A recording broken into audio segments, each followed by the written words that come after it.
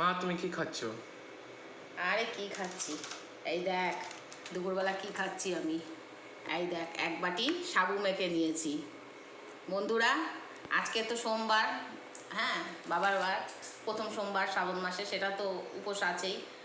আর সঙ্গে রয়েছে একাদশী আমাদের। তো যাই হোক, তার জন্য আজকে সাবুটাকে বেশ দুধ, আম, কলা এসব দিয়ে মেখে নিয়েছি, কিন্তু নারকেল দিতে পারিনি গো, নারকেল একদম ছিল না ঘরে, আর আনাও হয়নি, মনেও ছিল না অতটা। তা যাই হোক, এই দিয়ে মেখেছি। ওর বাবাকে দিলাম এক বাটি, ওর বাবা খেলো, খেয়ে ওর বাবা শুয়েও পড়েছে। ও আর আজকে দেরি করতে পারলো না, ওর ঘুম পেয়েছে, রাতে ঘুমোতে পারেনি ভালো, তাই ঘুম পেয়েছে, তাই ঘুমিয়ে পড়েছে। আর সঙ্গে আছে একটু আম মিষ্টি। এই যে আমি আর বেশি নিইনি এখন, আর এই খাবো না এত, অল্পই একটা হয়তো খাবো মিষ্টি।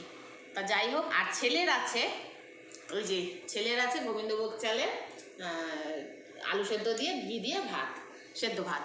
তা ছেলেও একটু জল দেওয়ালাম, ওকেও একটুখানি শিবের মাথায় জল দেওয়ালাম, বাবার মাথায়। তা জল ঢালিয়ে ওকে একটু বললাম তুইও সেদ্ধ ভাতই খা। ও পরীক্ষা দিয়ে আসলো, তা রাজি হয়ে গেল। তা যাই হোক, এই হলো আজকে আমাদের দুপুরের লাঞ্চ।